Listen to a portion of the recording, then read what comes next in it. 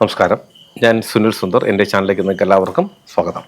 ഇന്ന് ഞാൻ പറയുന്നത് ഒരു പ്രേത അനുഭവ കഥയാണ്.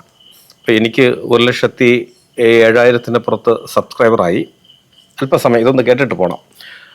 എല്ലാവരും പറയുന്നത് പ്രേത അനുഭവ കഥകൾ പറയണം, അതാണ് എല്ലാവർക്കും കേൾക്കാൻ താല്പര്യം. കാര്യം എനിക്ക് വന്നിട്ടുള്ള എൻ്റെ ഈ സുഹൃത്തുക്കൾ, സബ്സ്ക്രൈബർ എന്ന് പറയുന്ന എല്ലാവരും ഈ പ്രേതകഥ കേട്ടിട്ട് വന്നാണ് സംഭവ കഥകൾ.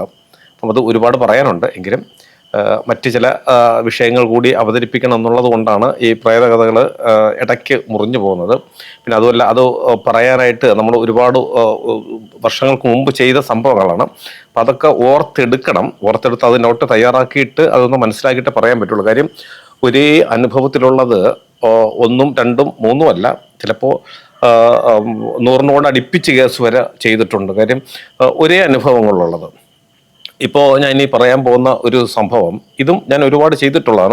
ഇത് ഈ സെയിം സാധനം അല്ലെങ്കിലും ഇതുമായി ബന്ധമുള്ള ഒരുപാട് സംഭവങ്ങൾ ചെയ്തിട്ടുണ്ട്. അപ്പം അതിനെക്കുറിച്ചാണ് ഇന്ന് ഞാൻ പറയുന്നത്.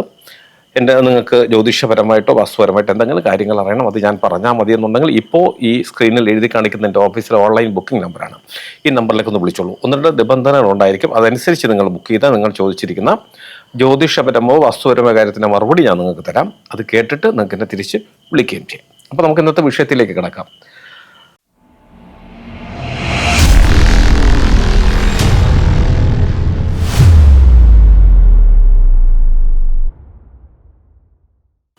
പ്രേതം പിടിച്ച ഒരു യുവാവിൻ്റെ സംഭവ കഥ തന്നെയാണ് ഞാൻ പറയുന്നത്. അപ്പോൾ ഇത് ഇതിനൊരല്പം ഒരു ദൈർഘ്യം കൂടും. എല്ലാവരും ഒന്ന് ക്ഷമയോടുകൂടി കാണണം, സ്കിപ്പ് ചെയ്യരുത്. അല്ലാതെ തന്നെ ഒന്ന് കാണാൻ ശ്രമിക്കുക. ഇല്ലെങ്കിൽ ആ സമയമുള്ളപ്പോൾ ഇതൊന്ന് കണ്ടാൽ മതിയാവും. മുറിച്ച് കാണുമ്പോൾ അതിനൊരു രസം കിട്ടത്തില്ല. അപ്പോൾ ഇത് നമ്മൾ എല്ലാവരും മനസ്സിലാക്കേണ്ടുന്ന ഒരു സംഭവമാണ്. കാര്യം ഈ പ്രേത അനുഭവങ്ങൾ, അതിനെക്കുറിച്ച് ഞാൻ ആദ്യം പറഞ്ഞു, എൻ്റെ സബ്സ്ക്രൈബറിൽ ഏറ്റവും കൂടുതൽ ആൾക്കാർ അത് കേൾക്കാൻ ഇഷ്ടമാണ്. കേൾക്കാൻ എന്നാൽ അതിനെക്കുറിച്ച് അറിയാനൊക്കെ വലിയ ആഗ്രഹമാണ്.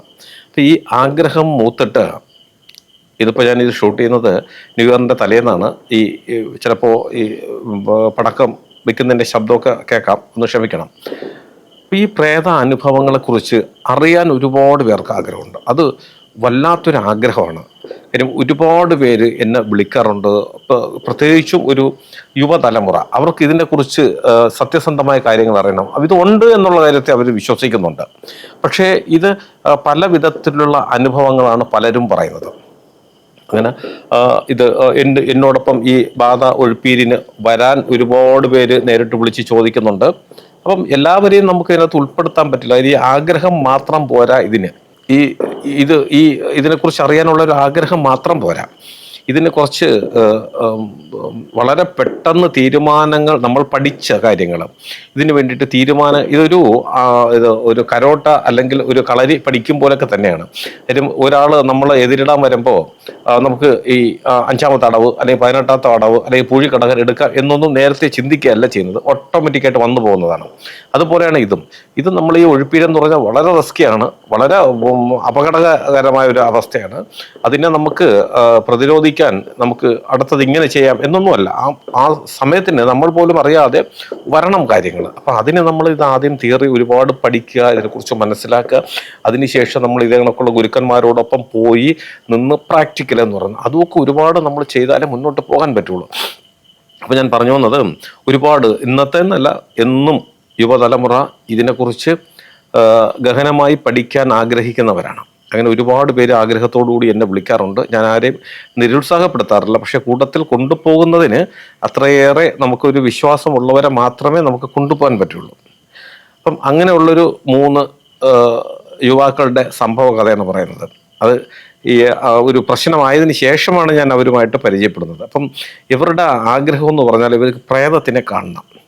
ഒരുപാട് പെൺകുട്ടികൾ വരെ എൻ്റെ അടുത്ത് വിളിച്ചിട്ടുണ്ട്, സാർ ഈ പ്രേതത്തിനെ കാണാൻ എന്തെങ്കിലും വഴിയുണ്ടോ എന്ന് ഒരുപാട് പേര് എന്നോട് ചോദിച്ചിട്ടുണ്ട്. എന്തിനു പറയുന്നു, എനിക്ക് ആദ്യത്തെ 3 പെൺകുട്ടികളാണ്. എൻ്റെ 3ാമത്തെ കുട്ടി പോലും ഇതിൽ വലിയ ആഗ്രഹമായിരുന്നു. അച്ഛൻ ഇങ്ങനെയൊക്കെ പോകുന്നല്ലോ, അപ്പോൾ എനിക്കും കൂടി അതൊന്ന് കാണാൻ പറ്റുമെന്നൊക്കെ ചോദിച്ചുകൊണ്ട്. അപ്പം അതിനൊന്നും ഞാൻ ഉൾപ്പെടുത്തില്ല. കാര്യം ഇതൊക്കെ ഉൾപ്പെട്ട് മുന്നോട്ട് പോകണമെങ്കിൽ നമ്മൾ ഒരുപാട് നമ്മൾ ഇതിൻ്റെ കഷ്ടപ്പാടുകൾ സഹിച്ചേ പറ്റുള്ളൂ. അതുപോലെ ഒരുപാട് പെൺകുട്ടികളും യുവാക്കളും ഒക്കെ വിളിച്ച് ചോദിക്കുന്നൊരു കേസായിട്ടാണ്. അങ്ങനെ ആഗ്രഹമുള്ള, എൻ്റെ അടുത്ത് ചോദിച്ചതല്ല, അങ്ങനെയുള്ള 3 സുഹൃത്തുക്കൾ ചേർന്നിട്ട് അവരിങ്ങനെ ഒരുപാട് സ്ഥലങ്ങളിൽ പോകും. ഈ പ്രേതബാധ ഉണ്ട് എന്ന് പറയുന്ന പല സ്ഥലങ്ങളിലും ഇവർ പോയി ഇത് ഉണ്ടോ എന്ന് അന്വേഷിക്കുന്ന ഒരു സ്വഭാവം, ഇതിനെ കാണാൻ പറ്റുമെന്നൊരു ധൈര്യമുള്ളവരായിരുന്നു എന്നുള്ളൊരു സ്വഭാവം. അങ്ങനെയുള്ളൊരു ഒരു ഒരു വഴിയാണ് ഇവരുടെ യാത്ര. ഞാനും അങ്ങനെയായിരുന്നു. അത് ഞാനൊരു എപ്പിസോഡ് ചെയ്തിട്ടുണ്ട്. തുടക്കം ഞാൻ ചെയ്ത സത്യമായും പ്രേതമുണ്ട് എന്ന് പറയുന്നത്, അതും ഇതേ കണക്ക് ഞാനും എൻ്റെ കൂട്ടത്തിലുള്ള സുഹൃത്തുക്കളുമായിട്ട് ഞങ്ങൾ ശ്മശാനങ്ങളും ഒക്കെ പല ഭാഗങ്ങളിലും പ്രേതത്തെ കാണാൻ വേണ്ടി അന്വേഷിച്ച് പോയ സംഭവ കഥയാണ് അതിനകത്ത് പറയുന്നത്. സത്യമായും പ്രേതമുണ്ട് എന്നുള്ള ഒരു പഴയ എപ്പിസോഡാണ്. അപ്പം അതിന് സമാനമായിട്ടുള്ള ചിന്താഗതിയുള്ള ഒരുപാട് ആൾക്കാരുണ്ട്. അതിൽ അങ്ങനെ ഉള്ള ഒരു 3 പേര് അടുത്തടുത്ത് താമസിക്കുന്നവരാണ്. ഇവരുടെ ജോലി എന്ന് വെച്ചാൽ യുവാക്കളാണ്. ഈ പറഞ്ഞ ശ്മശാനത്തിൽ പോയി മതിലിൻ്റെ അവിടെയൊക്കെ പോയി ചാരിയിരിക്കുക, അതുപോലുള്ള ഇങ്ങനെയുള്ള സ്ഥലങ്ങൾ എവിടെയെങ്കിലും പ്രേതം ഉണ്ടെന്ന് അറിഞ്ഞാൽ അവിടെയൊക്കെ പോയി ഇവർ ഇങ്ങനെ കാത്തിരിക്കുക, ഇതിനെ കാണാൻ പറ്റുമോ, എന്തെങ്കിലും നിഴലാട്ടമോ രൂപമോ എന്തെങ്കിലും ഉണ്ടോ എന്നുള്ളതാണ്. അങ്ങനെ ഇവർ പല സ്ഥലങ്ങളിലും പോയിട്ടുണ്ട്. ഒരിടത്തും ഇവർക്ക് ഇതിനൊന്നും കാണാൻ സാധിച്ചിട്ടില്ല. അങ്ങനെ ചിലയിടത്തു നിന്നൊക്കെ ചെറിയ പേടികൾ തട്ടിയിട്ടുണ്ടെന്നുള്ളത് അല്ലാതെ ഇവർക്ക് യാതൊരു വിഷയങ്ങളുമില്ല. അങ്ങനെ ഇവരുടെ വീട്ടിന് അടുത്തുനിന്ന് കുറച്ച് ദൂരമായിട്ട് ഒരു വീട്, ആ വീട്ടിൽ അതിൻ്റെ ഒരു ഗ്രഹനാഥയോ ആണെന്ന് തോന്നുന്നു. ആരാണെന്ന് എനിക്കത് കൃത്യമായിട്ട് ഓർമ്മ വരുന്നില്ല. അത് പുരുഷനാണോ സ്ത്രീയാണോ എന്നറിയില്ല. എന്തോ ഒരു വിഷയത്തിൻ്റെ പുറത്ത് ആ വീട്ടിലെ തന്നെ കിണറ്റിൽ ചാടി ആത്മഹത്യ ചെയ്തിട്ടുണ്ട്. അതിനുശേഷം ആ വീട്ടിൽ ഇവർ ആത്മഹത്യ ചെയ്തു. അതിനുശേഷം ആ വീട്ടിൽ ആർക്കും താമസിക്കാൻ ബുദ്ധിമുട്ടാണ്. ഒരുപാട് ഉപദ്രവങ്ങൾ ഇതിൻ്റെ പേരിലാണെന്നാണ് എല്ലാവരും പറയുന്നത്. ഈ കിണറ്റിനകത്ത് വീണ് ചാടി ആത്മഹത്യ ചെയ്ത ആളിൻ്റെ ആത്മാവാണ് എല്ലാവരെയും ഉപദ്രവിക്കും, ആരും അതിലെ വഴി നടക്കും. ഇപ്പോഴല്ല സംഭവം, ഇത് ഒരുപാട് നാളുകൾക്ക് മുമ്പാണ്, സുനാമിക്കൊക്കെ മുമ്പാണ്. അങ്ങനെ വഴി നടക്കുന്ന എല്ലാവരെയും ബുദ്ധിമുട്ടിക്കുന്ന ഒരു വിധത്തിലേക്ക് പോയി ആർക്കും പേടിയാണ്, ശരിക്കും എല്ലാവർക്കും പേടിയാണ്. അങ്ങനെയുള്ള ഈ സ്ഥലത്തിനെ കുറിച്ച് ഈ 3 യുവാക്കൾ അറിയുകയാണ്. ഇവരെല്ലാവരും കൂടെ പ്ലാൻ ചെയ്തിട്ട് ഒരു ദിവസം നേരെ അവിടെ പോയി രാത്രി ഈ വീട്ടിൽ ഇവരിങ്ങനെ, അപ്പം വീടിനകത്ത് കയറാൻ ഇവർക്ക് ഇല്ല, കാര്യം വീടൊക്കെ പൂട്ടിയിരിക്കുകയാണ്. പൂട്ടിയിട്ടുണ്ടെങ്കിൽ തന്നെയും ജനലെല്ലാം ഏകദേശം പൊളിഞ്ഞു, വാതിലും ഒക്കെ പൊളിഞ്ഞു, വല്ലാത്തൊരവസ്ഥ, കാടുമൊക്കെ കയറി കിടക്കുകയാണ്. ഒരു ധൈര്യശാലികളാണ് 3 പേരും. അങ്ങനെ ഇവർ 3 പേരും കൂടെ പോയി. അപ്പോൾ ഈ കിണറും ഉണ്ട് വീടിൻ്റെ മുൻഭാഗത്ത് തന്നെ. കാര്യം ഈ വീട് കിഴക്ക് ദർശനം എന്നാണ് പറയുന്നത്. കിഴക്ക് ദർശനം നമുക്ക് കൃത്യസ്ഥാനത്ത്, അതായത് മീനരാശിയിലാണ് കിണർ വരുന്നത്. അതായത് കിഴക്കോട്ട് നമ്മൾ വീട് നോക്കിയിരിക്കുമ്പോൾ നമ്മൾ വീടിൻ്റെ മുന്നിലേക്ക് ഇറങ്ങി നിൽക്കുമ്പോൾ നമ്മുടെ ഇടതുഭാഗത്ത് വീടിൻ്റെ മുൻഭാഗത്താണ് കിണർ. അപ്പോൾ ഗേറ്റ് കടന്ന് കയറുമ്പോൾ നമ്മൾ ഗേറ്റിന് കടന്ന് വീട്ടിലേക്ക് കയറുമ്പോൾ നമ്മുടെ വലത് ഭാഗത്ത് കിണറുണ്ട്, കുറച്ചങ്ങോട്ട് മൂലയിലോട്ട് മാറി. അപ്പോൾ ഈ കിണറൊക്കെ ഇവരെ കണ്ടിട്ട് ഇവരിങ്ങനെ ഇച്ചിരി നിലാവുള്ള സമയമാണ്, വീടിൻ്റെ 4 ചുറ്റിനും നടക്കുകയാണ്. അപ്പോൾ ഡോറൊക്കെ ഒന്ന് തള്ളിയാൽ ചിലപ്പോൾ തുറക്കുമായിരിക്കും, പക്ഷേ ഇവർ അതിനൊന്നും തയ്യാറായില്ല. അപ്പോൾ ചുറ്റിനും, അപ്പോൾ എല്ലാവരും പറയുന്നത് ഈ വീടിൻ്റെ ചുറ്റിനും ഈ ഒരു വെളുത്ത രൂപം കാണാറുണ്ട്. അതുപോലെ ഈ കിണറിൻ്റെ ഉള്ളിലേക്ക് രാത്രിയൊക്കെ ആകുമ്പോൾ എന്തോ വലിയ ഒരാൾ ചാടുമ്പോഴുള്ള ശബ്ദം കേൾക്കാം, ഇങ്ങനെയൊക്കെ പറഞ്ഞു. അപ്പം ഇവർ പ്രധാനമായിട്ട് അപ്പം ഇവിടെ ഉണ്ട്, കാര്യം വെച്ചാൽ രൂപം പലരും കണ്ടിട്ടുണ്ട്. ഈ കിണറിന് അകത്തേക്ക് ഒരാൾ വീഴുന്ന ശബ്ദം അടുത്തുള്ളവരും അല്ലെങ്കിൽ അതിലെ പോകുന്നവരൊക്കെ ഒരുപാട് കേട്ടിട്ടുണ്ട്. അപ്പം ഈ ഒരു പ്രതീക്ഷ വെച്ചിട്ടാണ് പോകുന്നത്. ഈ 2 വിധത്തിൽ ഇവർക്ക് ഈ ചെറുപ്പക്കാർക്ക് കാണാൻ സാധിക്കും. ഒന്നുകിൽ ആ വെളുത്ത രൂപത്തിൽ കാണാൻ പറ്റും, ഇല്ലെങ്കിൽ കിണറിൽ വീഴുന്ന ശബ്ദം ഇവർക്ക് കേൾക്കാൻ പറ്റും. എന്തായാലും ഇത് ഉണ്ട് എന്നറിയണമല്ലോ എന്നുള്ള ഒരു വാശിപ്പുറത്താണ് ഇവർ 3 പേരും കൂടെ പോയി. ഇവർ ഏകദേശം കുറേ സമയം, ഒരു 1/4 മണിക്കൂറോളം ആ വീടിന് ചുറ്റിനുമൊക്കെ നടന്നൊക്കെ നോക്കി. ഇവരുടെ ടോർച്ചോ കാര്യങ്ങളോ ഒന്നുമില്ല. അന്ന് ഈ മൊബൈലൊക്കെ ഇറങ്ങിയ സമയമാണെന്ന് തോന്നുന്നു, ആ സമയത്തിനൊക്കെയാണെന്ന് തോന്നുന്നു. അപ്പം അതിനകത്തൊന്നും വലിയ വെട്ടോ ഇന്നത്തെ കണക്കുള്ള ടോർച്ചും കാര്യങ്ങളൊന്നും ഇല്ല. എന്തായാലും അവരെല്ലാം അങ്ങനെ വെട്ടത്തിനുള്ള ഒരു സാധ്യതകളും ഇല്ല, നിലാവുള്ളത് കൊണ്ട് അങ്ങനെ പോയി. അപ്പം ഇവർ 2-3 ആവർത്തി ഇങ്ങനെ വീടിൻ്റെ ചുറ്റുമൊക്കെ നടന്നു. അപ്പം വീടിൻ്റെ പുറകിൽ ഒരു കശുമാവിൻ്റെ മരമോ അല്ലെങ്കിൽ സാധാ മാവോ എന്തോ ഒരു പടർന്ന് പന്തലിച്ച് നിൽക്കുന്ന ഒരു മരം ഉണ്ട്. അതിൻ്റെ മുട്ടിലൊക്കെ പോയി അതിൻ്റെ കൊമ്പിലൊക്കെ പിടിച്ചു കുലുക്കി. അപ്പം ഇവർ കുറേ നടന്ന് കഴിഞ്ഞപ്പോഴത്തേക്ക് ഇവിടെ ഒന്നും അനക്കമൊന്നും ഇല്ലാത്തതുകൊണ്ട് ഇവർക്കൊരു ധൈര്യമായിട്ട് ഇവരിങ്ങനെ നടക്കുകയാണ്. 4 ചുറ്റിനൊക്കെ നടന്നു. പിന്നീട് ഇവർക്ക് ഇതൊരു കളിയായി. ഈ മരത്തിലൊക്കെ തൂങ്ങി ആടിയൊക്കെ നിന്നു. അങ്ങനെ എന്നിട്ട് ഇവർ വീണ്ടും കറങ്ങി തിരിഞ്ഞിങ്ങനെ ഈ കിണറിൻ്റെ അവിടെ വന്നു. കിണറിൻ്റെ അവിടെ വന്നിട്ട് 3 പേരും കൂടി കിണറിൻ്റെ ഉള്ളിലേക്ക് നോക്കുകയാണ്. അപ്പോൾ ഈ കൂട്ടത്തിലുള്ള പയ്യന്മാർ പിന്നീട് പറഞ്ഞാണ്, നോക്കുമ്പോൾ കിണറിൽ നിറച്ച് ഏകദേശം വെള്ളമുണ്ട്. അപ്പോൾ നോക്കുമ്പോൾ ഈ നിലാവ്, ചന്ദ്രൻ്റെയോ അതെന്തോ നിലാവ് അടിച്ചിട്ട് ഇങ്ങനെ ഓളം വെട്ടുന്നത് ഇവർക്കിങ്ങനെ കാണാൻ പറ്റും. അപ്പോൾ ഇവർ 3 പേരും കൂടെ ഒക്കെ നോക്കി, ഇവിടെയാണല്ലോ വീണ് മരിച്ചത് അങ്ങനെ സംഭവങ്ങളൊക്കെ പറഞ്ഞ്, ഇവിടെയാണല്ലോ പലരും കണ്ടിട്ടുള്ളത്, അല്ലെങ്കിൽ ഇതിനകത്ത് വീണ ശബ്ദം എന്നൊക്കെ കേട്ടല്ലോ, പക്ഷെ നമുക്കൊന്നും കേൾക്കാൻ പറ്റിയില്ലല്ലോ എന്ന് പറഞ്ഞിട്ട് ഇവർ ശരി നമുക്ക് ഇനി ഒന്നുകൂടി കറങ്ങി വരാമെന്നും പറഞ്ഞിട്ട് ഇവർ വീണ്ടും അങ്ങോട്ട് മാറി. അപ്പം 2 പേരും നടന്നു. 3-മതൊരാൾ അവൻ നോക്കുമ്പോഴത്തേക്ക് ഈ വെള്ളത്തിനകത്ത് ഇത് കണ്ടത് അവന് കുറച്ചുകൂടി ഉത്സാഹം തോന്നിയിട്ടായിരിക്കാം അവനിങ്ങനെ നോക്കി നിന്നു.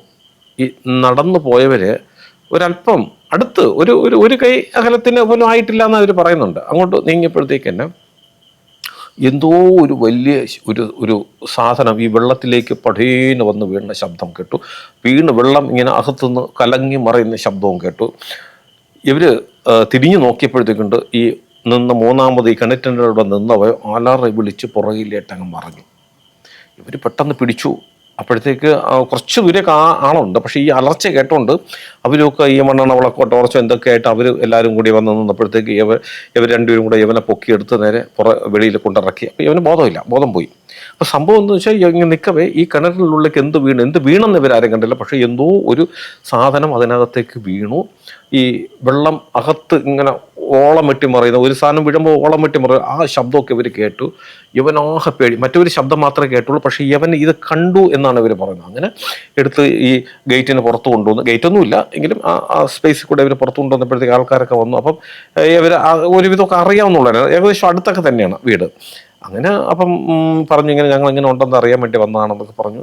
എന്താണ് അവിടെ നിന്ന് പിന്നീട് നടന്നതെന്ന് അറിയില്ല. എന്തായാലും ഇവനെ പൊക്കി നേരെ ഇവൻ്റെ വീട്ടിലെത്തിച്ചു. പിന്നീട് ഈ ചെറുക്കൻ ആരടുത്തും മിണ്ടിയിട്ടില്ല. ഇവ എല്ലാവരും കാണുമ്പോൾ മുഴുവൻ നോക്കും. ഇവന് വന്നിട്ടുള്ള മാറ്റം എന്ന് വെച്ചാൽ ഇവൻ കുളിക്കില്ല. പിന്നെ വെള്ളമെന്ന് പറഞ്ഞാൽ ഇവൻ ഓടിത്തള്ളിക്കളയും. വെള്ളം പേടിയാണ്. പിന്നെ വെള്ളം കുടിക്കാൻ പോലും അത് വളരെ അത്ര ദാഹിക്കുമ്പോൾ മാത്രമേ കുടിക്കുകയുള്ളൂ. വെള്ളം ഉള്ളിടത്ത് പോകില്ല, കുളിക്കില്ല, ഷേവ് ചെയ്യില്ല. പിന്നെ താടി മുടിയൊക്കെ അങ്ങ് വളർന്ന് വല്ലാത്തൊരു വികൃത രൂപമായി. ഇവൻ എപ്പോഴും പേടിയാണ്. അങ്ങനെ ഈ സംഭവത്തിന് ശേഷം ഒരു 5-6 മാസം കഴിയുമ്പോഴാണ് ഇവർ എൻ്റെ അടുത്ത് വരുന്നത്. അപ്പം എൻ്റെ അടുത്ത് വന്നപ്പോൾ ഞാൻ കാണുന്നത് ഇവൻ പല്ലൊന്നും തേക്കില്ല. ഇവൻ്റെ പല്ലൊക്കെ വരുമ്പോൾ മഞ്ഞ പോലെയായി. അതൊക്കെ ദ്രവിച്ച് ഇടയ്ക്ക് ഈ ഫ്രണ്ട് പല്ല് കഴിഞ്ഞ ബാക്കിയൊക്കെ ദ്രവിച്ചിട്ട് ഇങ്ങനെ ഒരു കോമ്പല്ലോ ഇങ്ങനെ, അതായത് താഴേക്ക് ഇങ്ങനെ പൊടിഞ്ഞു പോയൊരവസ്ഥയിലൊക്കെ ആയി. വാ തുറന്നാലേ നാറ്റം. താടി മുടിയൊക്കെ ഒരുമാതിരി ഒരു ചെമ്പ കളർ വളർന്നത്. കുളിയൊന്നുമില്ല. വല്ലാത്തൊരവസ്ഥയിൽ ശരിക്കും പറയാൻ പാടില്ല. എങ്കിലും പറഞ്ഞു കണ്ണെന്ന് വെച്ചാൽ കണ്ണിൻ്റെ ഈ 2 ഭാഗത്തും പഴുപ്പൊക്കെ നിറഞ്ഞ് നമുക്ക് കാണുമ്പോഴേ ഒരു വികൃത രൂപം. ഇവനെ ശരിക്കും ശരീരത്തെ തൊടാൻ പോലും തോന്നില്ല. ഇവൻ്റെ ശരീരമൊക്കെ അങ്ങ് ഒരു മാതിരി കറുത്ത്. നമുക്കറിയാം ഒത്തിരി വെള്ളം ഒന്ന് തെളിച്ചിട്ട് ഇങ്ങനെ തുടച്ചാൽ അഴുക്കിങ്ങനെ ഈ പുഴുവളവും പോലെയാണ്. ആ വിധം വല്ലാത്തൊരു രൂപം. നഖമൊക്കെ ഒരുമാതിരി വളർന്ന് ഒരു വികൃത രൂപമായിപ്പോയി. അപ്പം ഈ പയ്യൻ്റെ അച്ഛൻ, പിന്നെ അവൻ്റെ ബന്ധുക്കൾ 2-3 ആണുങ്ങൾ, ഈ കൂട്ടത്തിലുണ്ടായിരുന്ന 2 ഈ പേടിക്കാൻ ആ സമയത്തിലുണ്ടായിരുന്ന 2 ചെറുപ്പക്കാരും ഒക്കെ ആയിട്ടാണ് എൻ്റെ അടുത്ത് വരുന്നത്. അപ്പം ഇവരെവിടേക്ക് പോയി. ഈ പയ്യൻ ഒരിടത്തും പോകില്ല. വളരെ ബലം പ്രയോഗിച്ചാണ് കൊണ്ടുപോകുന്നത്. ഒരുപാട് സ്ഥലത്ത് പോയിട്ടൊന്നും ഒരു മാറ്റവും ഉണ്ടാകാത്തത് കൊണ്ടാണ് പിന്നെ ഇവർ എൻ്റെ അടുത്ത് വരുന്നത്. അപ്പം ഇവരൊന്ന് സംഭവമൊക്കെ പറഞ്ഞ് ഇങ്ങനെ അന്ന് പേടി കിട്ടി. അതിന് ശേഷമാണ് ഇവൻ ഇങ്ങനൊരു രൂപമായതും. അതായത് ഇത് വീണ് കഴിഞ്ഞപ്പോൾ അതായത് ആ കിണറ്റിൽ വെച്ചിട്ട് ആരോ വീഴുന്ന ശബ്ദം കേട്ടപ്പോഴത്തേക്ക് അവൻ പേടിച്ചു. ആ സമയത്തിന് ഈ നിന്ന ആ ഒരു നെഗറ്റീവ് അതിൻ്റെ ഉള്ളിലേക്ക് കയറിയതാണ് എന്ന് ഞാനും വിശ്വസിക്കുന്നുണ്ട്. അതൊരു രോഗമല്ല, ഇവന് വന്നുപോയൊരു മാനസിക അവസ്ഥയാണ്. അത് ഇവൻ്റെ ഉള്ളിലേക്ക് ഈ ഒരു പവർ കയറിയിരിക്കുന്നു. പിന്നെ ഇവനെ നിയന്ത്രിക്കുന്നത് ആ ഒരു ശക്തിയാണ് എന്ന് നമുക്ക് മനസ്സിലാക്കാം. കാരണം ഇവൻ ഇത് കഴിഞ്ഞ് കുറച്ച് 1-2 ആഴ്ചക്കുള്ളിൽ തന്നെ ഇവന് മാറ്റം വന്നു വെച്ചാൽ ഇവൻ വെള്ളം എന്ന് പറഞ്ഞാൽ, കാര്യം ഈ ആള് വെള്ളത്തിൽ വീണിട്ടാണ് മരിച്ചത്. അതുകൊണ്ട് വെള്ളം എന്ന് പറഞ്ഞാൽ കുളിക്കാൻ പോലും ഉപയോഗിക്കാത്ത ഒരു അവസ്ഥ. അവൻ്റെ ശരീരമൊക്കെ വല്ലാത്തൊരു വെള്ളം ഉപയോഗിക്കാതെ വരുമ്പോൾ ഒരു അവസ്ഥ അറിയാമല്ലോ, അങ്ങ് മെല്ലിച്ച് വല്ലാത്തൊരു അവസ്ഥയില്ല. അങ്ങനെ വന്ന് ഇവരെൻ്റെ അടുത്ത് കാര്യങ്ങളെല്ലാം പറഞ്ഞു. അപ്പം ഞാൻ സാധാരണ ചെയ്യും പോലെ നമുക്ക് ഇതിനെ ഒഴിപ്പിക്കാം എന്നുള്ളൊരു നിലപാട്. കാര്യം രാശിയൊന്നും വെച്ച് നോക്കേണ്ടി വന്നില്ല. ഇത് നമുക്ക് രാശി നോക്കുന്നതിനേക്കാൾ വ്യക്തമായിട്ട് അവർ കാര്യങ്ങൾ പറഞ്ഞു തന്നു. ഇവൻ്റെ അവസ്ഥ, എൻ്റെ മുന്നിലിരിക്കുമ്പോൾ കാണിക്കുന്ന ചില ചേഷ്ടകൾ, അവൻ്റെ കണ്ണ്, ഇതെല്ലാം നമ്മൾ നോക്കുമ്പോഴത്തേക്ക് എന്തായാലും ഒരു യഥാർത്ഥ മനുഷ്യൻ. അപ്പം ഇവൻ്റെ കൂട്ടത്തിലുള്ള 2 കൂട്ടുകാരുണ്ട്. അവരോട് ഞാൻ ചോദിക്കുകയാണ്, ഇതിന് മുമ്പ് ഇവൻ ഇങ്ങനെ എന്തെങ്കിലും ഒരു മൂടിയായിട്ടുള്ള അവസ്ഥ ഉണ്ടായിരുന്നു? അപ്പോൾ ഒന്നുമില്ല സാർ, ഞങ്ങൾ 3 പേരിൽ വെച്ച് ഏറ്റവും മിടുക്കനായിരുന്നു, ചുമ്മാതിരിക്കില്ല. രാത്രി 2 മണിക്ക് വിളിച്ചാലും ഇങ്ങനൊരു സംഭവം പറഞ്ഞാൽ ഓടി വരും, എപ്പോഴും സംസാരിച്ചു കൊണ്ടിരിക്കും. ഭയങ്കര ഒരു സംഭവക്കാരനും നല്ലൊരു നീന്തൽക്കാരനുമായിരുന്നു. അതായത് വെള്ളമായിട്ട് നല്ല ബന്ധമുള്ള ഒരുത്തനുമായിരുന്നു. അവനാണ് ഈ ഒരു അവസ്ഥയിലേക്ക് പോയത്. അപ്പോൾ അവർ തന്നെ പറയുന്നുണ്ട്, അവൻ ആകെ മാറി, മുൻപുണ്ടായിരുന്നവനേ അല്ല. ഇവൻ്റെ ഇപ്പോഴത്തെ ഈ ഒരു രീതി ഞങ്ങൾക്കൊന്നും മനസ്സിലാകുന്നില്ല. ഇവൻ സംസാരിക്കുകയില്ല. അങ്ങനെ അപ്പോൾ ഇത്രയും അറിഞ്ഞപ്പോഴത്തേക്ക് പിന്നെ ഇതിനെ ഒഴിപ്പിക്കുക എന്നുള്ളതല്ലേ ഉള്ളൂ. ആ ഒരു ചടങ്ങിലേക്ക് കടക്കാം. എന്ന് പറഞ്ഞിട്ട് ഇവൻ്റെ വീട്ടിൽ ഞാൻ ഒരു ദിവസം തന്നെ ഇതിന് അടുത്തൊരു ദിവസം തന്നെ തീരുമാനിക്കുന്നു. ഞങ്ങൾ പോയി കളങ്ങളെല്ലാം ഇട്ട് റെഡിയാക്കി പൂജയ്ക്ക് ഈ വിളക്കുമെല്ലാം കത്തിച്ചു. ആദ്യം ഗണപതി പൂജയൊക്കെ ഗുരുപൂജയൊക്കെ തുടങ്ങി വെച്ചു കഴിഞ്ഞിട്ട് ഇവനെ കൊണ്ടുവരാൻ പറഞ്ഞു. ഇവൻ ഒരു വിധത്തിൽ വരില്ല എന്നല്ല, അവിടെ കിടന്ന് വീളിച്ച് പൊടിക്കുകയാണ് അവൻ. അപ്പം ഈ ഇത്രയും നിലവിളി, അതായത് ഒരാളെ വെട്ടിക്കൊന്നാൽ അയാൾ ഇത്രയും രൂക്ഷമായിട്ട് വിളിക്കില്ല, ഇത്രയും അലറി വിളിക്കില്ല. ആ വിധത്തിലാണ് ഇവൻ വിളിക്കുന്നത്. അത് എനിക്കും പേടിയായിപ്പോയി. കാര്യം വെച്ചാൽ എന്താണ് ഇതിന് ഇനി സംഭവിക്കുന്ന ഒരു പിടിയില്ലല്ലോ. കാര്യം ഇവനെ നമുക്കൊരു പൂജയ്ക്ക് ഇരുത്താൻ പറ്റുന്ന ഒരു മാനസികാവസ്ഥയിലോ ശാരീരിക അവസ്ഥയിലോ അല്ല പുള്ളിക്കാരൻ. അപ്പോൾ പിന്നെ ഇത് നമ്മൾ തുടരുന്നത് നമുക്ക് ബുദ്ധിമുട്ടുണ്ടാക്കും. എന്താണ് പിന്നെ സംഭവിക്കുന്നത് അറിയില്ല. അങ്ങനെ വീണ്ടും അപ്പോഴും ഞാൻ അവിടെ വെച്ച് ഞാൻ ഇതിനെക്കുറിച്ച് കാര്യങ്ങൾ ഒന്നുകൂടി ഞാൻ എൻ്റെ ശംഖശാസ്ത്രം വഴി നോക്കിയപ്പം ഇവന് ഇപ്പോൾ ഉള്ള ഒരു അവസ്ഥ എന്ന് വെച്ചാൽ ഈ നെഗറ്റീവിൻ്റെ ഈ ഒരു സാന്നിധ്യം അവനിലുണ്ട്. അതിൻ്റെ പവർ എന്ന് വെച്ചാൽ ഉച്ചസ്ഥായി നിൽക്കുകയാണ്. ഏതെങ്കിലും വിധത്തിൽ അതിനെ കുറച്ചിട്ട് മാത്രമേ നമുക്ക് ഇതിനുള്ള പൂജാകളത്തിൽ അവനെ ഇരുത്തുവാൻ സാധിക്കുകയുള്ളൂ. അതാണ് എല്ലായിടത്തും തോറ്റുപോയതും, എല്ലായിടത്തും പോയിട്ടും തോറ്റതും, ഞാനും ആദ്യം തോറ്റുപോയതും അവിടെയാണ്. അപ്പോൾ പിന്നെ നമുക്ക് കുറയ്ക്കാനുള്ള ഒരുപാട് വിദ്യകളുണ്ട്, പക്ഷെ അതൊന്നും ഇവന് ഏൽക്കില്ല എന്നുള്ളതാണ്. അവസാനം തെളിഞ്ഞത് നമ്മുടെ ചോറ്റാനിക്കര കീഴ്ക്കാവിൽ അമ്മയുടെ അടുത്ത് കൊണ്ടുപോയി 3 ഗുരുതി പൂജ കാണിച്ച് അവിടെ അവനെ ഭജന വരുത്തിയതിന് ശേഷം അപ്പോഴത്തേക്ക് ഇതിനൊരു ആശ്വാസം ഉണ്ടാകും. അതിന് ശേഷം ഒഴിപ്പിക്കുന്നതാണ്, അങ്ങനെ ഒഴിപ്പിക്കണം എന്നുള്ളതാണ് പിന്നെ രാശിയിൽ കിട്ടിയത്. അതനുസരിച്ച് ഞാൻ അവരോട് കാര്യം പറഞ്ഞു, അവരത് സമ്മതിച്ചു. അന്നത്തെ പൂജ ഞങ്ങൾ ബാക്കി പിന്നെ കൊടുത്തങ്ങും അത് നിർത്തിയതിൽ പൂർത്തീകരിച്ചില്ല, ആവാഹനമൊന്നും നടത്തിയില്ല.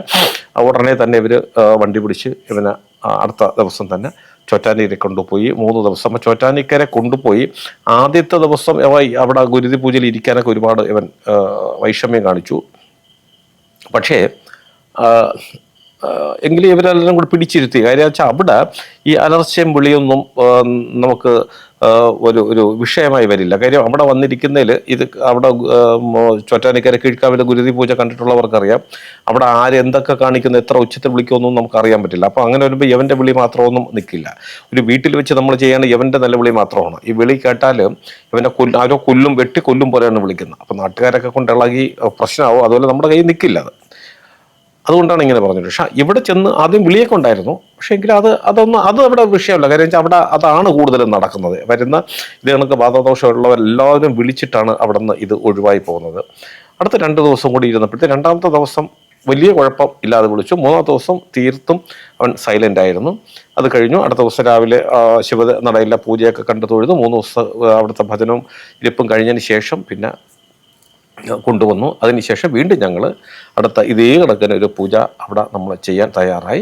പൂജയ്ക്ക് വിളിച്ചു വന്നിരുന്നു. അതിനെ പൂർണ്ണമായി ഒഴിവാക്കി. ഒരു 3-4 മാസം കൊണ്ടാണ് അത് പൂർണ്ണമായി അവൻ മാറിക്കിട്ടി. പിന്നീട് അവൻ നല്ല നോർമലായി ഒരു പ്രശ്നമില്ലാത്തൊരവസ്ഥയിലേക്ക് പോയി. അപ്പം ഇത് ഞാൻ ഇപ്പോഴും പറയാൻ കാര്യം, ഇപ്പോൾ ഒരുപാട് പേര് ഈ അനുഭവങ്ങളെക്കുറിച്ചും ഇതിനെക്കുറിച്ച് മനസ്സിലാക്കാനും ഇത് കാണാനും കേൾക്കാനും കേട്ട് ഒരുപാട് പേര് വരുന്നുണ്ട്. അപ്പം ഇപ്പോൾ അതുപോലെ ഒരുപാട് സീരിയലിന് വേണ്ടിയിട്ടും ഈ ചില ഷോർട്ട് ഫിലിമുകാരും സിനിമയുടെ ചില ആൾക്കാരും ഒക്കെ ഇതിൻ്റെ ഈ അനുഭവങ്ങൾ എൻ്റെ അടുത്ത് ഒരുപാട് വിളിച്ച് ചോദിക്കുന്നുണ്ട്. അപ്പം അവർക്കൊക്കെ ഇതൊന്ന് ഒരു കൂടുതൽ ഫാൻസി ആക്കാതെ ഒരു ഒറിജിനാലിറ്റി വരുന്ന വിധത്തിൽ എടുക്കണം. അതിന് വേണ്ടിയിട്ട് ഒരുപാട് കാര്യങ്ങൾ വിളിച്ച് ചോദിക്കുന്നുണ്ട്. അപ്പോൾ എൻ്റെ മനസ്സിലൊരു ആശയം തോന്നി, ഒരുപാട് അനുഭവങ്ങളുണ്ട്. അപ്പോൾ ഞങ്ങൾക്കും എനിക്ക് ഒരു സംഘമുണ്ട് കൂട്ടത്തിൽ. അപ്പം അതിൽ ഏകദേശം ഒരുപാട് കലാകാരന്മാരും അഭിനയിക്കാൻ താല്പര്യമുള്ളവരൊക്കെ ഒരുപാട് പേരുണ്ട്. അപ്പോൾ അവരെല്ലാം കൂടി വെച്ചുകൊണ്ട് ഈ സംഭവങ്ങൾ ഷോർട്ട് ഫിലിം ആക്കാനുള്ളൊരു ഐഡിയ ഉണ്ട്. അതിൻ്റെ ബാക്കി ഈ പേപ്പർ വർക്കുകളൊക്കെ നടന്നുകൊണ്ടിരിക്കുകയാണ്. അപ്പം ഇതുപോലുള്ള സംഭവങ്ങൾ എടുത്തിട്ടാണ് അതിനകത്ത് ഞാൻ ഉപയോഗിക്കുന്നത്. ആദ്യ ഒരു എപ്പിസോഡെന്ന് പറയുന്നത് ഇതുപോലുള്ള സംഭവങ്ങളാണ്. ഈ സംഭവത്തിനെ കുറച്ച് 1-2 കൂടി ചേർത്തിട്ടാണ് ഫസ്റ്റ് എപ്പിസോഡ് ഞങ്ങൾ ഇത് ഷൂട്ട് ചെയ്യുന്നത്. അപ്പോൾ ഇത് പറയാൻ കാര്യം, നമുക്കിതിനെക്കുറിച്ച് അറിയാൻ ആഗ്രഹം എല്ലാവർക്കും ഉണ്ട്. ആ ആഗ്രഹങ്ങളൊന്നും ആരും മാറ്റിവെക്കേണ്ട. അത് അറിയുന്നത് നല്ലതാണ്. നമ്മൾ അതിനെക്കുറിച്ച് അറിയുമ്പോൾ അതിൻ്റെ ഭയപ്പാടോടുകൂടി നമ്മൾ ആ അറിവിനെ സ്വീകരിക്കാതിരിക്കുക. ഇതിന് നമുക്ക് പ്രതിരോധിക്കാൻ സാധിക്കുമെന്നും അതിനുള്ള ടെക്നിക്കുകളാണ് ഈ പറയുന്നതെന്നും മനസ്സിലാക്കിക്കൊണ്ട് നമ്മൾ ഇതിനെ അറിയാൻ ശ്രമിച്ചാൽ നല്ലതാണ്. ഇല്ല എങ്കിൽ ഇതുപോലുള്ള സംഭവങ്ങൾ നമുക്കുണ്ടാകുകയും നമ്മുടെ ജീവിതം താറുമാറായി പോകാനുള്ള സാധ്യത. അവനെ രക്ഷിക്കാൻ പറ്റിയത് എൻ്റെ കഴിവായി ഞാൻ കാണുന്നില്ല. അവന് വീണ്ടും ഈ പറഞ്ഞ ഈ ചെറുപ്പക്കാരന് വീണ്ടും ഒരു നല്ലൊരു ജീവിതം ദൈവം അവൻ അനുഗ്രഹിച്ചു കൊടുത്തത് കൊണ്ടായിരിക്കാം ഇത് എനിക്കൊരു ഞാനെന്ന് പറഞ്ഞ വ്യക്തിക്ക് അത് മാറ്റി കൊടുക്കാൻ സാധിച്ചത്. ഇല്ല എന്നുണ്ടെങ്കിൽ അവനിപ്പോൾ അത് ദോഷം മാത്രമായിരുന്നു, ഒരു രോഗവും കൂടി ആയിരുന്നെങ്കിൽ ഒരു കാരണവശാലും ഞാനോ എന്നെപ്പോലുള്ള ഒരാൾ വിചാരിച്ചാൽ മാറ്റാൻ സാധിക്കില്ല. അതൊരു ഭ്രാന്തെന്ന് പറഞ്ഞൊരു അവസ്ഥയിലേക്ക് പോയി ഭയപ്പെട്ട് കഴിഞ്ഞാൽ നമുക്കുണ്ടാകുന്ന അതാണ്. അതൊക്കെ പോയി കഴിഞ്ഞാൽ പിന്നീട് ഒരിക്കലും നമുക്ക് ജീവിതത്തിൽ പൂർണ്ണമായും തിരിച്ചു വരാനൊന്നും സാധിക്കില്ല. അപ്പം ഇതുപോലുള്ള കാര്യങ്ങൾ തേടിപ്പോകുന്നവരോ അന്വേഷിച്ചു പോകുന്നവരോ അതിനൊക്കെ നമുക്ക് ഉത്തരവാദിത്തപ്പെട്ട ഇതുമായി ബന്ധപ്പെട്ട ആരെങ്കിലുമൊക്കെ ആയിട്ട് നമ്മളൊന്ന് സംസാരിച്ച് അതിൻ്റെ ഒരു അവസ്ഥകളൊക്കെ മനസ്സിലാക്കി തയ്യാറെടുപ്പുകൾ ഈ പറഞ്ഞ ഈ 3 പേര് പോയണക്കുള്ള തയ്യാറെടുപ്പൊന്നും പോരാ. അതിനൊക്കെ ഒരുപാട് തയ്യാറെടുപ്പുകൾ നടത്തിയിട്ടേ ഇങ്ങനെയുള്ള സ്ഥലങ്ങളിൽ നിങ്ങൾ പോകാൻ പാടുള്ളൂ. കാരണം അവിടെ അങ്ങനെ ഒരു നെഗറ്റീവിൻ്റെ സാന്നിധ്യം ഉണ്ടോ ഇല്ലയോ അത് നമ്മൾ ചിന്തിക്കണ്ട. പക്ഷേ അങ്ങനെ ഇല്ലാത്ത സ്ഥലത്താണെങ്കിൽ പോലും ഇപ്പോൾ ഇരിക്കട്ടെ, ഈ കിണറിനുള്ളിലേക്ക് അതിൻ്റെ അടുത്ത് വല്ല തെങ്ങ് വല്ലതും നിൽക്കുകയാണ്. അപ്പം നമ്മൾ ചിന്തിച്ചു പോകും, ഈ കിണറിനുള്ളിൽ ഒരു പ്രേതമുണ്ട്, ഈ പ്രേതം പലപ്പോഴും കിണറ്റിലേക്ക് ചാടി പലരെയും പേടിപ്പിച്ചിട്ടുണ്ട്. ഇത് നമ്മുടെ മനസ്സിൽ കിടക്കുകയാണ്. അപ്പോൾ അവിടെ നിൽക്കുന്നു, ഈ അടുത്തൊരു തെങ്ങുണ്ടെന്ന് വിചാരിക്കുക. അവിടെ തെങ്ങൊന്നും ഇല്ലായിരുന്നു. ഞാൻ ഒരു ഉദാഹരണം പറയണം. നമ്മൾ നോക്കി നിൽക്കുക, അതിൽ നിന്ന് ഒരു മടലോ ഒരു തേങ്ങയോ ഇതിനകത്തേക്ക് വീണുപോയി. ഈ മനസ്സിൽ ഈ ചിന്തയോടുകൂടി നിൽക്കുന്ന നമുക്ക് എന്തായിരിക്കും നമ്മുടെ അവസ്ഥ? ഒരു നിമിഷം മതി നമ്മുടെ നമ്മുടെ ജീവൻ നമ്മളിൽ നിന്ന് നഷ്ടപ്പെട്ടു പോകാൻ, ഹൃദയം പൊട്ടി മരിച്ചു പോകാനുണ്ട്. ഇങ്ങനെയുള്ള ഒരുപാട് സംഭവങ്ങൾ. ഒന്നും വേണ്ട, ഇങ്ങനെ പോകുമ്പോൾ നമുക്കൊരു വാഴയില അനങ്ങുന്ന ഒരു ശബ്ദം കേട്ടാൽ പോലും, ഒന്നും വേണ്ട, ഒരു പൂച്ച ചാടിയാൽ പോലും ചിലപ്പോൾ നമ്മുടെ ജീവന് അപകടം ഉണ്ടാക്കാം. അപ്പം ഇതെല്ലാം നമ്മൾ വളരെ ശ്രദ്ധയോടുകൂടി അതുമായി ബന്ധപ്പെട്ട് അങ്ങനെയുള്ള ആൾക്കാരുമായിട്ടൊക്കെ ഒരുപാട് സംസാരിച്ച് കുറേ മനോധൈര്യമൊക്കെ സംഭരിച്ച് ഒരുപാട് തയ്യാറെടുപ്പുകൾ വേണം. എങ്ങനെ എടുത്ത് മാത്രമേ ഇങ്ങനെ പോകാൻ പാടുള്ളൂ. ഞാൻ വീണ്ടും പറയുന്നു, ഇപ്പോൾ ഒരുപാട് ചെറുപ്പക്കാർ ഇങ്ങനെ അന്വേഷിച്ച് എനിക്ക് ഒരുപാട് കോളുകൾ വരുന്നുണ്ട്. സാർ, ഞങ്ങൾ വീട്ടിൻ്റെ അടുത്ത് ഇങ്ങനെ ഒന്നുണ്ട്, അവിടെ പോയാൽ അതിനെ കാണാൻ പറ്റുമോ, അതിൻ്റെ രൂപം എങ്ങനെയായിരിക്കും, ഞങ്ങൾ പോകാൻ തീരുമാനിക്കുന്നു, ഇങ്ങനെയൊക്കെ പറഞ്ഞുകൊണ്ട് ഒരുപാട് പേര്. ഞാൻ ഓജോ ബോർഡിനെ കുറിച്ചൊക്കെ പറഞ്ഞിട്ടുണ്ട്, അത് എല്ലാവരും ഒന്ന് ആ എപ്പിസോഡ് കയറി കാണണം. അപ്പോൾ നമ്മൾ ഇത് ശരിക്കും എൻ്റെ ഒരു അഭിപ്രായത്തിൽ ഇതിനെ അന്വേഷിച്ച് പോകുന്നത് സാധാരണക്കാർക്ക് ഇതൊരു ആവശ്യമില്ലാത്ത കാര്യമാണ്. ഇതൊരു വല്ലാത്ത ഒരു അപകടകരമായ ഒരു അവസ്ഥയാണ്. കാര്യം നമ്മുടെ മനസ്സാണ്. ഞാൻ നേരത്തെ പറഞ്ഞതുപോലെ അവിടെ പ്രേതമുണ്ടോ ഇല്ലയോ, പക്ഷെ ഇത് തേടി പോകുമ്പോൾ നമുക്ക് എന്തെങ്കിലും പ്രകൃതിയിൽ നിന്ന് തന്നെ നമ്മളെ ഞെട്ടിപ്പിക്കുന്ന ഒരു ശബ്ദമുണ്ടായാൽ എല്ലാം അവിടെ കൊണ്ട് അവസാനിക്കാൻ സാധ്യതയുള്ള ഒരു വിഷയമാണത്. അതുകൊണ്ട് ഇങ്ങനെയുള്ള കാര്യങ്ങൾ തേടിപ്പോകുന്നവർ പ്രത്യേകം ശ്രദ്ധിക്കുക. അതിന് വേണ്ടുന്ന തയ്യാറെടുപ്പുകൾ ഉണ്ടെങ്കിൽ തീർച്ചയായിട്ടും നമുക്ക് പോകാം. ഇല്ലാതെ നിങ്ങളാരും പോകരുത്. പിന്നെ ഇങ്ങനെയുള്ള എന്തെങ്കിലും ഉണ്ടോ ഇല്ലയോ, നിങ്ങൾ ഉണ്ടെന്ന് വിശ്വസിക്കുന്നെങ്കിൽ അതിനെ വെറുതെ വിട്ടേക്കുക. അത് അതിൻ്റെതായ വഴിക്ക് പോട്ടെ. ഈ പണ്ടുള്ള ആൾക്കാർ പറയും, ചുമ്മാതിരിക്കുന്ന മുറിവിൽ നമ്മൾ ചുണ്ണാമ്പ് വാരി പുരട്ടരുത്, അത് വീണ്ടും നമുക്ക് നീറേ ഉള്ളൂ. അതുകൊണ്ട് ഇങ്ങനെയുള്ള കാര്യങ്ങളൊന്നും നമ്മൾ മറ്റുള്ളവർ തേടിപ്പോകുന്നതിനോട് എനിക്ക് താല്പര്യമില്ല. എൻ്റെ ഒരു അഭിപ്രായം ചോദിക്കുകയാണെങ്കിൽ അതിൻ്റെ ഒന്നും ആവശ്യമില്ല. അങ്ങനെയുള്ള ഭാഗങ്ങളിൽ കഴിവതും നമ്മൾ പോകാതിരിക്കുക എന്നുള്ള കാര്യം. നമ്മുടെ മനസ്സെന്ന് പറയുന്നത് അങ്ങനെയാണ്, ഒരു ബലൂണ് പോലെയാണ്. ചെറിയ ഷോക്ക് മതി, അത് പൊട്ടിത്തെറിച്ചങ്ങ് പോകും. നമ്മുടെ ജീവിതം എന്ത് ബാക്കി കിടക്കുന്നു?